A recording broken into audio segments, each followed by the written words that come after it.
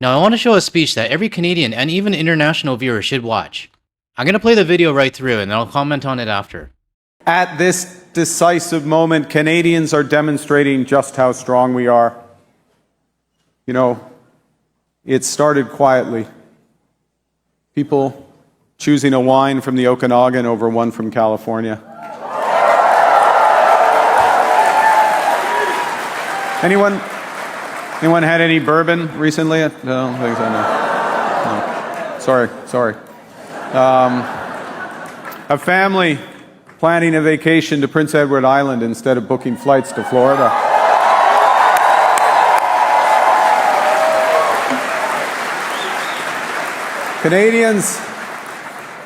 Canadians are rediscovering our country. The Cabot Trail in October.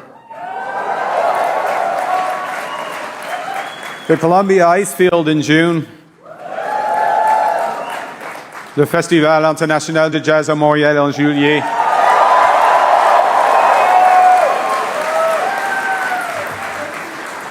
The prairies at harvest where the sky goes on forever.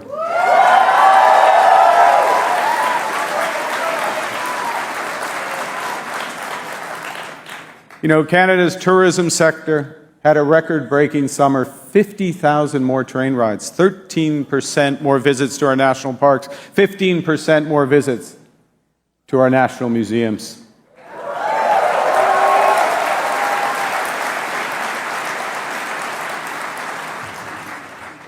Small individual acts of solidarity, but repeated millions of times. And together, they make a statement. We are the masters of our destiny.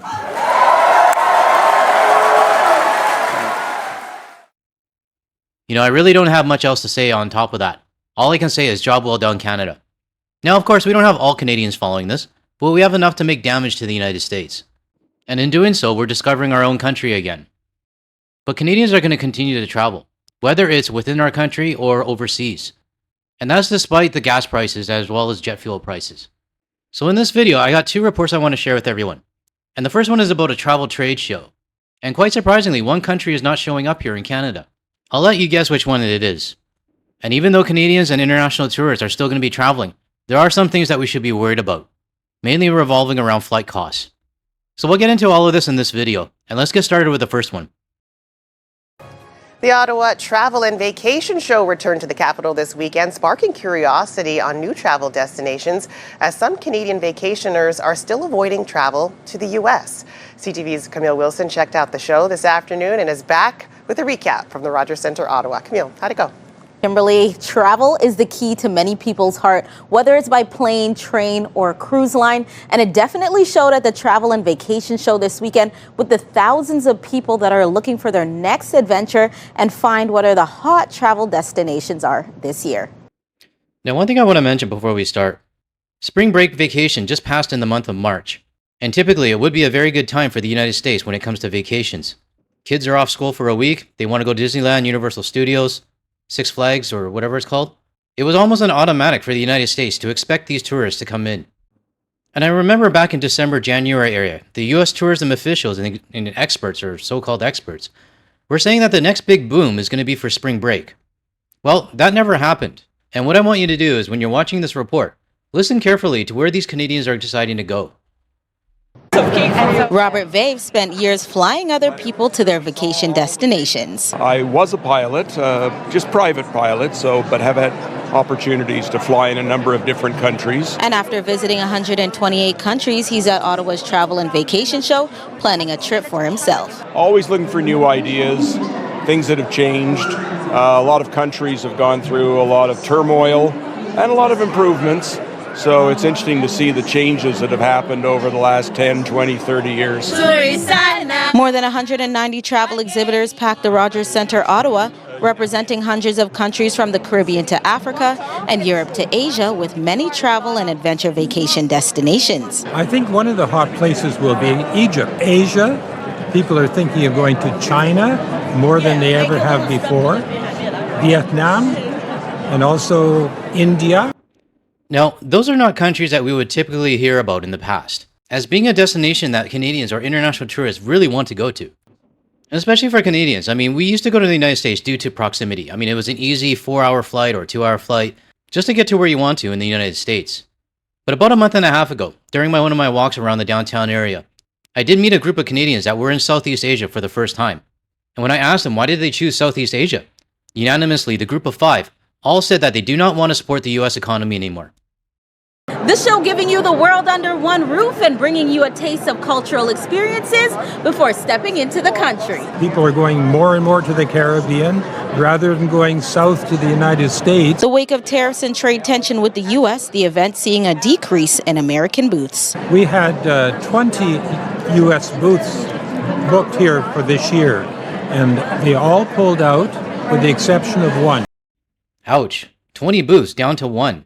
What happened to all of those states that were insistent on coming up to Canada to promote and market to us? And they were so confident that their promotions would lure us back. Well, to the 19 US booths that decided to cancel. Thanks for canceling, because now you freed up 19 spaces for places that people actually want to go. Now there was still one booth that decided to come up to Canada anyways. Let's take a look. It is paramount that we be here talking to Canadians, telling them that we're here. We know some of them have chosen to postpone their plans to visit the US for now, and that is fine, but it's still important for us to be here and tell them that we value them, we love them, and we want them to come and visit us. You know what this feels like? I mean, this is just my opinion, but it feels like one of those people that come up to you, they're from a multi-level marketing thing, and you say no for the first time, and they don't get it. I mean, they keep coming at you. And when you firmly say no, they'll say, okay, we'll come back when you're ready. I know it's not a perfect parallel analogy, but that's just what it feels like to me. And if you watched my previous video where I was comparing my friend number 1 to friend number 2, this is a friend number 1 situation, where they are still insisting that we come down and help them, despite everything going on right now. So to any tourist destination in the United States, sorry, but that's a hard pass for me. For Viv, he's got his sights set on a trip across Europe. We're planning a trip to Transylvania this fall, the Black Sea, starting in Bucharest and then heading to Budapest and then all the way to Amsterdam with Scenic on a couple of river cruises. From mountain destinations, wineries, historical sites, beaches, safaris, you name it. All at the show, and people I spoke with today are just trying to catch up on travel for those not going to the States, using this time to explore different parts of the globe. Kimberly. So here's my question for the viewers. If you normally had a planned trip to the United States for this year, or a reoccurring trip to the United States, where are you going instead? For me, my friends and I are heading to Australia, Brisbane and Gold Coast to be exact. Under normal circumstances, it would have been Las Vegas or even Phoenix or Scottsdale for golf. But my group of friends said, hey, let's try something new. So this time, we're going to the Gold Coast. So let everybody know where you'll be going this year instead of going to the United States. Now, of course, travel is going to be harder because of what the orange guy did in the Middle East. And when I say harder and more difficult, it means it's going to cost more, and there's also a reduced amount of flights, because a lot of airlines have started canceling flights. So this next report is going to show what we need to be aware of when we're booking our flights. We head into the busy travel season. Canadians will have to make some unwanted decisions thanks to new fuel surcharges being announced by several Canadian airlines. It comes as airlines are looking to offset rising global fuel costs caused by the Iran war and the blocking of the Strait of Hormuz. Airlines like Air Canada, Porter, and Air Transat have introduced added fees to certain routes and bookings. WestJet also recently introduced the added fees and reduced capacity on select flights. And with me now is logistics, operations, and integrated aviation management expert John Graddick. John, welcome. So airlines have added fuel surcharges as the travel season picks up. What's the main reason behind these policies? Well, it's really to recover some of the increased costs that they've had with fuel. It's basically pricing aviation fuel at world market prices. Fuel has gone up from somewhere around $75 or $80 a barrel about a month and a half ago. It's now close to $170, $180 a barrel. So there's a long way to go for the airlines to kind of recover their. We know who's to blame for this. I mean, it's obvious it's the orange guy and his administration. And unfortunately, their decisions is going to screw up the rest of the world's decision on where they can actually go travel to. I don't have an answer for this because everybody has their own different budget on what they can spend. Some have told me they're just going to take a year off on vacations and do a staycation at home, or anywhere that's within driving proximity. So yeah, it's unfortunate that this is happening, but I mean, what could we do?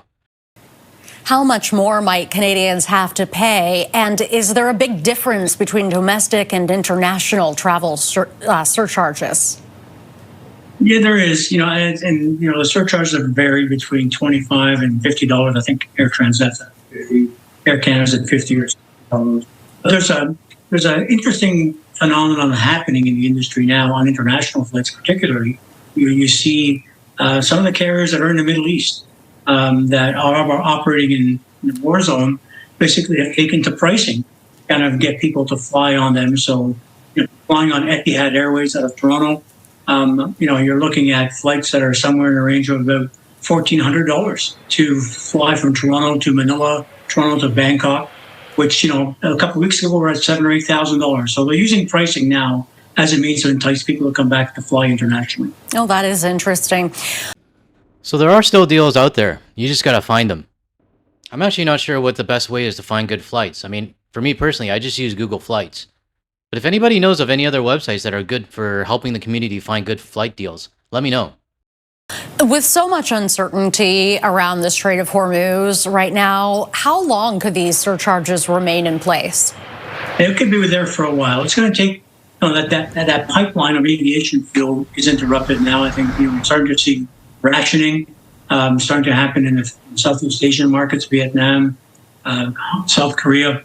In order for that pipeline of aviation fuel to restart, it's going to take about 3 months for that fuel to be back into a flow that they can supply those markets. So we're going to be in this shortage situation, in this pricing situation for a few months yet. Yeah, that's only if the oil starts flowing again. But right now, the Strait of Hormuz is still closed, and the orange guy is threatening to close it himself. I don't understand that still. I mean, for me personally, my gut feeling is that the Strait of Hormuz is going to be closed for at least another 2-3 months, minimum. So for now, the world's just going to have to navigate around this toddler's antics until the United States decides that, hey, we should probably do something about our president. Now, to close off this video, I would like to thank John for sending this photo of the Grand Bend in Ontario, another place I had to look up on Google Maps. Looks like it's just northwest of London, Ontario. I mean, hey, if you're looking for sun and beach, it looks like a great place to be in the summer. So I want to thank you, John, for sending this over to me and helping me to discover a new city in Canada. Now, one of our GTL viewers actually sent me a photo on Discord, and we know the co-host has actually stolen the show here. I mean, she's probably more popular than I am. And to the new viewers that are coming in, I always see comments from them saying, hey, I heard a cat and I thought it was mine, so I spent the last 15 minutes searching my place for my cat. Then they find out it's the co-host. I'm not really too sure what to say that, except sorry. But it's not only humans searching around for a cat. Our viewer sent me this photo, and anytime the co-host is in the video, this viewer's cat always jumps onto the TV stand. So I guess you can say that the co-host does have online friends now. And I do wonder what they're talking about. But I have seen many comments from the GTL community saying that their cats and even dogs perk up whenever they hear the co-host. So if anybody else has any photos, feel free to send it over to me, and I'll be happy to share with the community. Alright, that's all I got for this video. If you found any value in anything I said today, or you want to hear more from a Canadian and international perspective without the US media bias, make sure you hit that like and subscribe button below. That way you'll be notified of my future videos. And if you want to see more of my videos, check out the ones that'll show up on your screen shortly. Thanks everyone, I'll catch you in the next one.